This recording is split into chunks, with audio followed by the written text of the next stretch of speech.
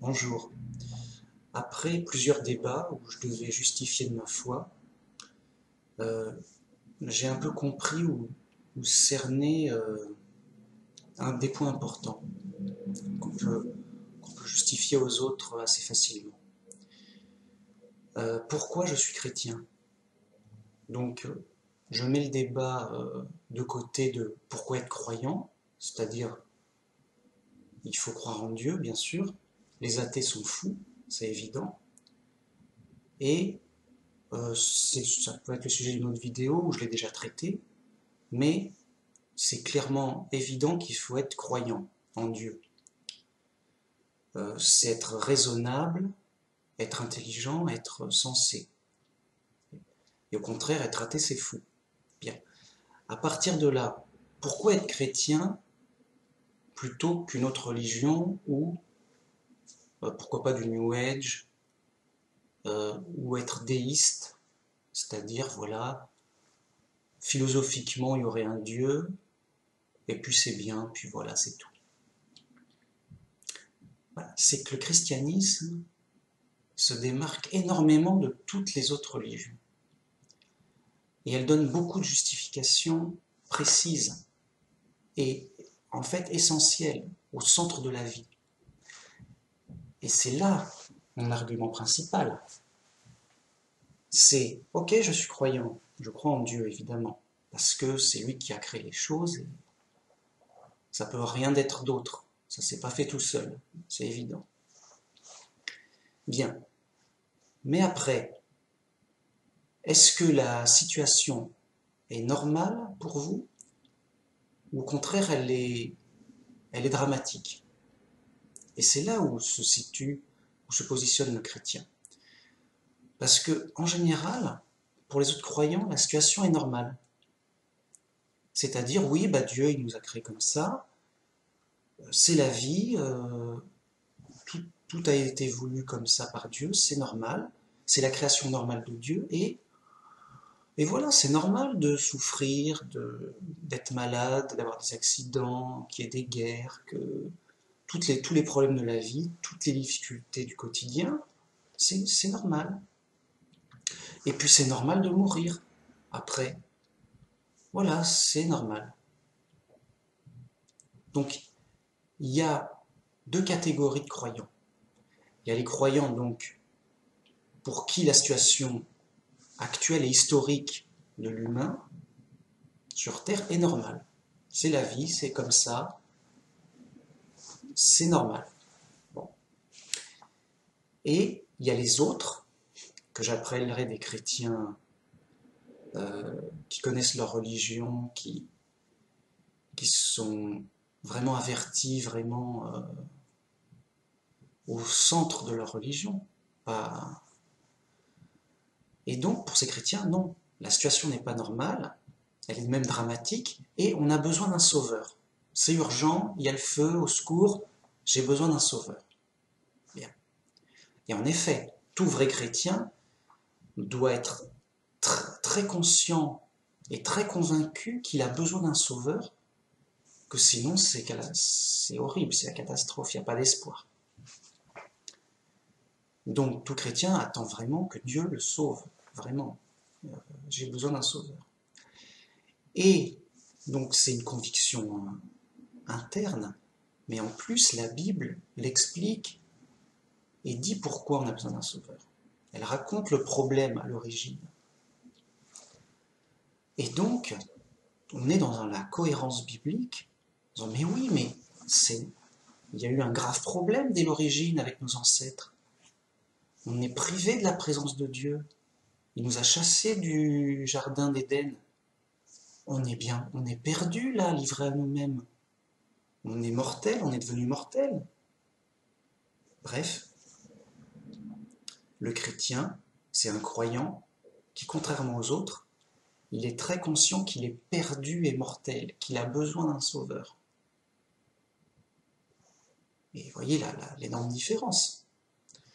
D'un côté, on a les croyants qui disent la situation est normale et qui peuvent le justifier en disant bah voilà, Dieu a créé ça, la vie, on est là pour apprendre survivre, quoi, apprends ce que tu peux, quoi. Et puis bon, ben, on est malade, il faut apprendre à faire avec, puis il faut vieillir, puis après tu meurs, hein, là, c'est la fin des haricots. Et puis après la mort, bah, qu'est-ce qu'il y a? Bah oui, bah, est-ce que on sait pas trop ce qu'il y a, mais il y a autre chose, quoi. Et déjà, que c'est pas réjouissant ce qu'il y a eu sur Terre, alors qu'est-ce que ça nous réserve la suite? Allez savoir. Alors il se dit non mais t'inquiète pas, on va au paradis et tout. Non mais alors ils sont dit oui mais t'inquiète pas, la situation est normale et si tu fais du bien tu iras au paradis et si tu fais du mal tu seras puni, tu iras en enfer. Ok, ça marche. L'embêtant c'est que euh, on est déjà dans le problème quoi. On est déjà dans le problème. Alors c'est sûr que si on agit bien, c'est mieux et c'est plus rassurant parce qu'on se dit, bah, s'il y a un jugement, j'ai ma conscience pour moi. Mais justement, chacun a son point de vue du bien et du mal. Chacun estime être bon et bien agir de son point de vue. Donc, euh, le croyant en général, il se dit, oh, moi je fais ce qui est bien et voilà, j'ai rien à me reprocher, j'ai bien agi, comme tout le monde, quoi. Et puis après, bah, j'irai au ciel, il y aura un jugement et je passerai les doigts dans le nez parce que je suis quelqu'un de sympa, j'ai rien fait de mal. Je, En fait, dans leur idée, ils iront à la suite comme la suite logique de la vie, qui est que ça aille de mieux en mieux.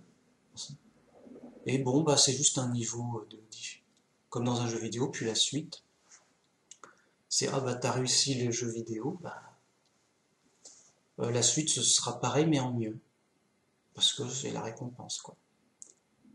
Bon, voilà, ils s'imaginent une suite logique en mieux. Alors, à ce train-là, un athée qui, bah, comme tout le monde, voilà, c'est un citoyen honnête, sympathique, voilà, il a ses goûts à lui et ma foi, il respecte les lois, il est sympathique, il est gentil, comme tout le monde, quoi. Bon, bah, au jugement, il va passer comme une lettre à la poste avec le croyant. Il dit, bah alors, ça t'a servi à quoi d'être croyant? Il suffit juste d'être normal et puis tu passes au niveau suivant, comme tout le monde, quoi. T'as pas besoin de faire plein de simagrées. Voilà, faut juste être normal, quoi. Sympa, le gars. Voilà, le gars sympa, quoi. Avec sa vision du bien et du mal, de la justice actuelle. Voilà. Alors là, le croyant pourrait dire oui, mais toi, tu t'es sympa, mais un peu, comment dire, un peu au fil de l'air du temps, quoi. Alors que moi, bon, je suis quand même une morale qui a passé les âges, avec une pratique et tout. Donc voilà, j'ai une sorte de fil conducteur, c'est peut-être mieux quand même. Je me dis, moi, je sais qu'il y aura un jugement et tout ça, alors que toi, bah, tu n'as pas d'espoir, tu crois que t'es que de la matière qui va payer. Donc voilà, c'est un peu mieux quand même d'être. Voilà, mais c'est tout ce qu'il pourra justifier. Et encore, l'athée va se dire, bah, tu sais, avec toutes les contraintes que tu t'imposes, ok, admettez-moi, je veux bien me tromper, ça mange pas de pain, quoi. Si je me trompe, bon, bah, j'ai rien fait de mal, pour moi le paradis, salut, tranquille. Donc vous voyez, on est dans une vision New Age où le croyant justifie, voilà, tout va bien, tout est normal. Alors bien sûr, il y a des problèmes, mais vous inquiétez pas, Dieu va rendre justice pour les problèmes qu'il y aura. Et donc, il n'y a juste qu'à rester intègre voilà, combattre le mal, faire le bien, faire le héros, quoi. Le héros qui a, dans l'aventure, qui a bien réussi, qui a fait ce qu'il a pu, qui a bien agi dans l'aventure, puis après il sera bien récompensé, et suite de l'histoire. Et en fait, ce n'est qu'une histoire. Donc, si vraiment la situation est normale et leur convient, bah, très bien, bah, qu'ils y restent. J'ai envie de dire ça. C'est normal, oui, bah c'est. Où est le problème? Voilà, ça va, on se débrouille. Oui, on fait avec, c'est la vie, Dieu l'a voulu comme ça, c'est normal, c'est parfait. Très bien, restez-y. Comme quelqu'un qui est satisfait d'un produit, il dit tiens, bah voilà, j'ai acheté ça, c'est très cool. Bon, c'est pas l'idéal, c'est pas parfait, mais c'est ce que je veux, c'est bien. Bon, bah, il en rachète, ok. Il veut pareil, bon. Bah, très bien. Vous voyez, les gens, ce sont donc des croyants qui se contentent de la situation, voire qui l'approuvent quelque part, ils disent oui, voilà, c'est normal, c'est comme ça. Et donc, ils ont ce qu'ils méritent quelque part, ils ont ce qu'ils veulent, ça va. Alors bien sûr, ils aimeraient bien que ça puisse être un petit peu mieux, si possible.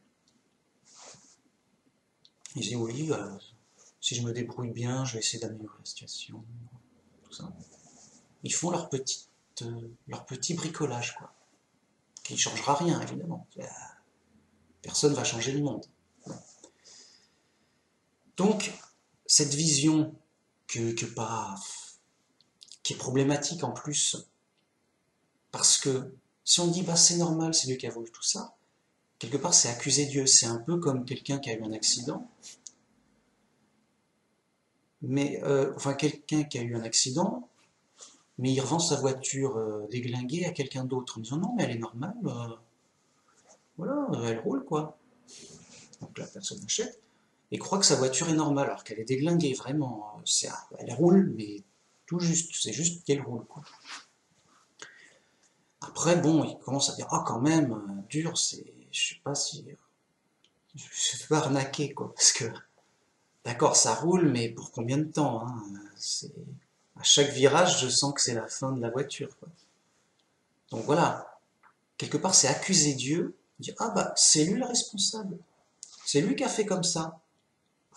Voilà, donc c'est lui, bah, si t'as si t'as des problèmes, va te plaindre à Dieu. Voilà, accuse Dieu en tout cas. Et ça c'est le problème des déistes. Les déistes disent bah voilà, c'est la vie parfaite faite par Dieu, et donc voilà, tu souffres, t'es malade, t'as des accidents, t'as des injustices, tu vieillis, tu meurs. Voilà, ah, si t'es pas content, plains-toi à Dieu, accuse Dieu un petit peu. Et oui, vous l'avez deviné, ça, c'est une pente, une mauvaise pente d'erreur et de mensonge qui va vers le satanisme, va vers la rébellion contre Dieu, va vers l'accusation. C'est lui le coupable, c'est lui le problème.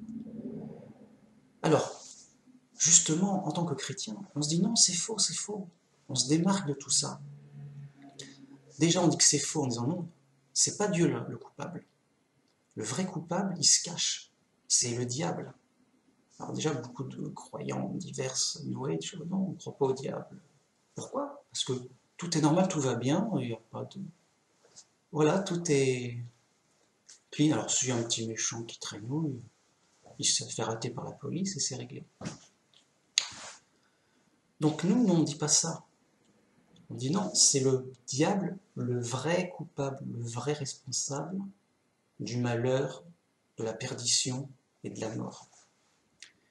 À l'origine, qui après a séduit et a amené des gens à la rébellion pour qu'eux-mêmes, ils pêchent, ils fassent des fautes, ils soient ignorants, etc. C'est pour ça qu'il a tenté Adam et Ève pour se rebeller contre Dieu et, et donc ils ont eu le sort qu'on connaît et dont nous sommes les héritiers, puisque nous sommes les enfants de l'humanité qui vient d'Adam et Ève. Nous sommes leurs descendants, quoi. Donc, ils ont perdu la vie éternelle. Du coup, on ne peut pas hériter de la vie éternelle par Adam.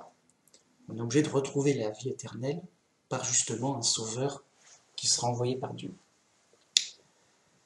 Alors, pour ça, il y a la parabole très connue du semeur.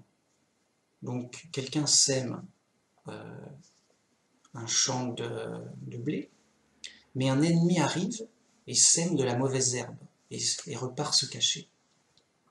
Les serviteurs viennent pour la moisson, ils disent, mais comment ça se fait qu'il y ait de la mauvaise herbe dans le blé? Et ils disent au maître, mais n'as-tu pas semé de la bonne herbe? Pourquoi il y a du mauvais autant comme ça? Et le maître dit, c'est un ennemi qui a fait ça. Et donc, laissez-les grandir jusqu'à ce qu'on distingue bien le bon du mauvais, et après vous moissonnerez le bon d'un côté, et vous moissonnerez le mauvais de l'autre, et on brûlera le mauvais. Voilà ce qu'a dit le maître. Donc, nous, très clair, c'est un ennemi qui a fait ça. On est donc dans une situation problématique, très clairement décrite par la Bible, où justement au début tout allait bien, Adam et Ève avaient été créés pour être heureux dans un jardin de délices, parce que le jardin d'Éden, ça veut dire délices. Ils n'avaient pas trop à travailler, puisqu'ils pouvaient manger des fruits du jardin comme ils voulaient. Ils étaient protégés par Dieu. S'il y avait un problème, il était là, quoi. Il leur parlait, ils étaient dans le royaume de Dieu, dans sa présence. Et ils avaient la vie éternelle, parce qu'ils mangeaient du fruit de la vie, et ils pouvaient vivre éternellement. Donc tout allait bien, et le projet était dirigé par Dieu, et il ne pouvait y avoir aucun problème. S'il y avait un accident quelconque, de même qu'un enfant, dès qu'il a un grave problème, il appelle ses parents, là, la chaise s'est cassée, je ne sais pas. Eh bien, les parents disent oui, ok, on la répare, on la remplace, il n'y a pas de problème. Donc Dieu surveillait, protégeait tout ça, et s'il y avait un problème, il intervenait au besoin, et voilà. Donc, on n'était pas perdu, on était complètement protégé, guidé, soigné, et même avec un projet de peupler la terre. On avait la vie éternelle, il n'y avait pas de souci en vue. Vraiment aucun problème. Et ça, c'est la situation normale, d'origine. Donc, il y a eu le diable qui s'est caché par la ruse pour faire pécher Adam et Ève en leur faisant enfreindre un interdit grave. Mais il l'a fait de manière cachée. Ce qui fait qu'on ne peut pas l'accuser directement encore. Il sera puni qu'à la fin. Et donc, Adam et Ève ont péché ouvertement devant Dieu. Et Dieu lui dit, enfin, je ne t'avais pas prévenu. Maintenant, tu sors du jardin d'Éden et rappelle-toi que tu es poussière et que tu retourneras à la poussière parce que tu m'as désobéi et que je t'avais dit que si tu faisais ça, tu mourrais. Je t'avais prévenu que c'était extrêmement dangereux et que tu allais mourir. Bon. Donc, à partir de là, Adam et Ève ont été chassés du jardin. Ils ont été livrés eux-mêmes dans la nature. Bon, on fait quoi? On se débrouille, quoi. Et ils sont devenus mortels parce qu'ils ne pouvaient plus avoir le fruit de vie qui donne l'immortalité. Donc, voilà. Alors, ça n'empêchait pas Adam de vivre jusqu'à 930 ans, parce qu'il était créé parfait, il était d'une constitution parfaite. Mais il a fini par vieillir et mourir, avec toutes les difficultés de la vie, etc. Donc, après, de génération en génération, l'humanité a connu toutes sortes de problèmes dramatiques, et Dieu a fait des alliances avec un peuple pour faire un salut, un chemin de sauvetage. ce chemin de sauvetage a constitué à se faire un peuple au nom de Dieu qui serve d'exemple et de référence surtout. Et ce peuple élu, donc servait le vrai Dieu, le seul vrai Dieu, avec ses lois, à lui, et il devait y naître le Messie promis, le Sauveur promis. Et c'est là où est né Jésus. Et Jésus, donc, c'était le Fils de Dieu qui a sacrifié sa vie éternelle pour que, en le croyant en lui et en le suivant, on puisse nous-mêmes retrouver la vie éternelle après la mort. C'est-à-dire que Jésus est mort et il a été ressuscité. Et nous aussi, chrétiens, nous croyons qu'après notre mort, à la fin des temps, lorsque la terre sera jugée, tous les morts vont ressusciter. Et donc on a un espoir enfin de revenir à la vie, que la mort ne sera pas définitive, qu'elle sera que Dieu va nous ressusciter pour qu'on revienne à la vie. On sera ressuscité en ange, mais pour le jugement. Et il y aura donc deux jugements, le jugement pour les actes, bien sûr ce sera de la justice normale, ceux qui ont mal agi seront punis, ceux qui ont bien agi auront une récompense, bien sûr. Mais il y aura aussi et surtout le jugement de la foi. Et ceux qui auront cru au Sauveur, qui s'est sacrifié justement pour nous racheter de cette situation dramatique, pour payer le prix du péché, le prix de la faute grave, eh bien, il a payé pour nous, et nous qui croyons en Jésus, nous sommes rachetés, nous sortons de prison en fait. Car, quelle est la situation actuelle? Si ce n'est que c'est comme si on était en prison, des condamnés à mort en prison. Donc la vie en prison est difficile, oui, il y a des disputes entre prisonniers, c'est dur, pourquoi on est là, on ne sait même pas, qu'est-ce qui se passe, les gens se battent, puis on finit par mourir parce que c'est une sorte de condamnation à mort vis-à-vis de la situation normale. C'est pas normal de mourir. Et donc les gens, comme ils sont nés en prison, et pour eux c'est normal d'être condamnés à mort, je dis oui, ben voilà, c'est normal, faut bien souffrir et mourir un jour. Enfin. Et donc, nous, chrétiens, on voit bien que la situation n'est pas normale, qu'on est condamnés à la mort en prison, et que Jésus a payé le prix de la caution, le prix de la condamnation à mort, et il nous donne le moyen de comment on va sortir de prison. On ne va pas sortir de prison comme ça, ah bah salut, je m'en vais. Non. On va subir les épreuves comme tout le monde,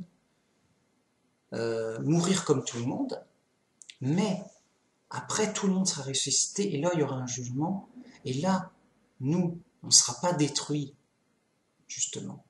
On a été rachetés, et on aura une résurrection pour la vie éternelle. Alors que les autres auront une résurrection pour le jugement, et au final, la destruction, car ils n'auront pas la vie éternelle. Donc voilà notre espoir, et notre nécessité, notre besoin. Oui, on a besoin d'un sauveur, oui, on est perdu et mortel, oui, c'est dramatique, au secours, quoi.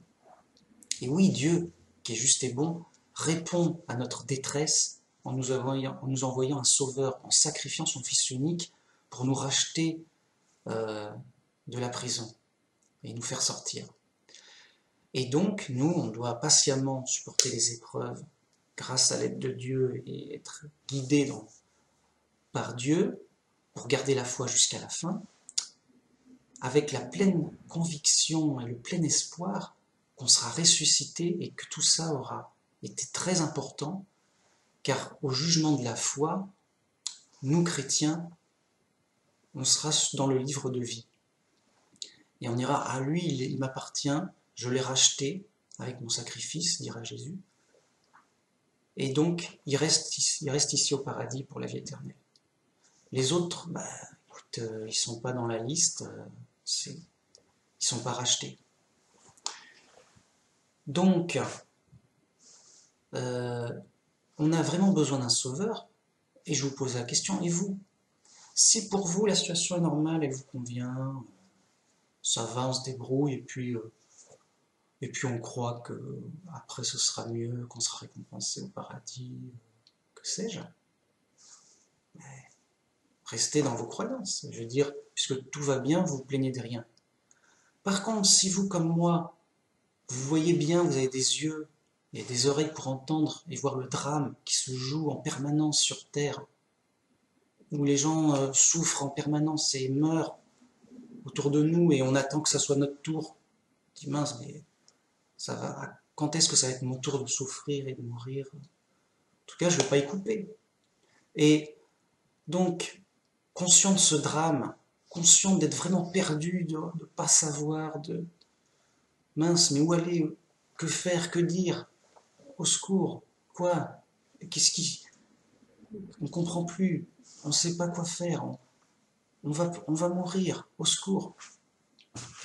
Et donc, bien conscient que vous êtes en danger, et donc que vous avez besoin d'un sauveur, et que vous avez reconnu Jésus comme sauveur, alors, heureux vous êtes, si la Bible est vraie, eh bien, vous êtes heureux d'être chrétien pour être rassuré, bien comprendre la situation, bien être rassuré par le Christ et son sacrifice, bien être convaincu que ce malheur aura une fin et que vous serez ressuscité pour la vie éternelle au paradis, et enfin retrouver une situation normale auprès de Dieu, avec Dieu qui nous protège, qui nous guide, où il n'y a aucun problème, et où on a la vie éternelle, il n'y a plus rien à craindre.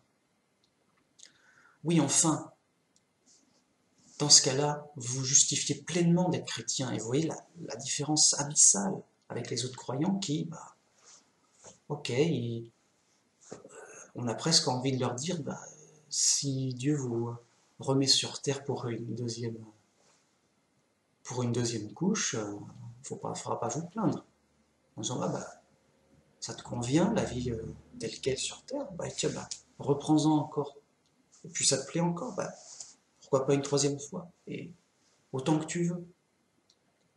Donc, à un moment, Dieu va juger parfaitement les gens. Donc, les gens vont être jugés sur leurs actes, bien sûr, mais sur leur foi aussi. Et donc, si les gens, la foi des gens, c'est oui, nous on demande, on n'a pas besoin de sauveur, ok, ils n'auront pas de sauveur. Voilà, écoutez, au revoir. Hein. J'ai envie de dire, vous allez avoir ce que vous voulez. Vous voulez pas de sauveur, vous n'en aurez pas. Mais si les gens qui croient en Dieu, bien conscients qu'ils ont besoin d'un sauveur, accueillent en pleine foi et en pleine confiance et en pleine reconnaissance le sauveur donné par Dieu exprès, là, qu'il soit fait selon leur foi. Et si la Bible est vraie, comme je le crois complètement, eh bien, ils seront sauvés. Ils ont voulu un sauveur, ils auront un sauveur. Et ils seront sauvés. Puisque c'est le but, justement, de ce sauveur. De sauver. Il a dit lui-même, je ne suis pas venu ici pour juger, mais pour sauver. Donc, voilà pourquoi être chrétien et pourquoi ça se démarque énormément des autres croyants. Sans compter après une autre différence abyssale avec les athées. Les athées, c'est les fous. C'est un autre niveau de folie, quoi. Il faut rajouter 2 fois la folie, quoi, pour être athée.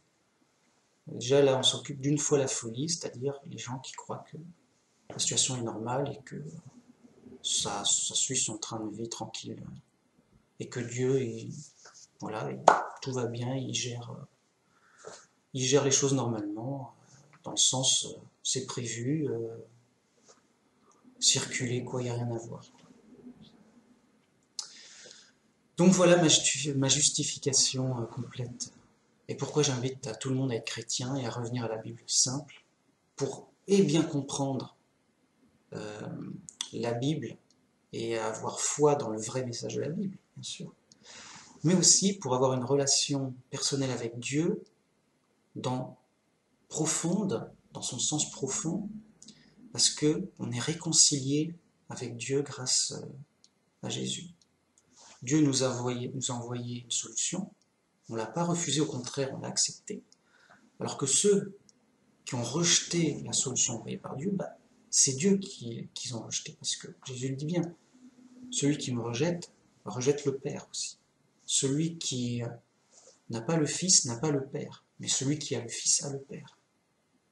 Donc, en rejetant le Fils de Dieu, vous rejetez celui qui l'a envoyé, c'est-à-dire, vous rejetez Dieu lui-même et la solution qu'il a donnée. Dire non, ça va, tout va bien, pas besoin de sauveur,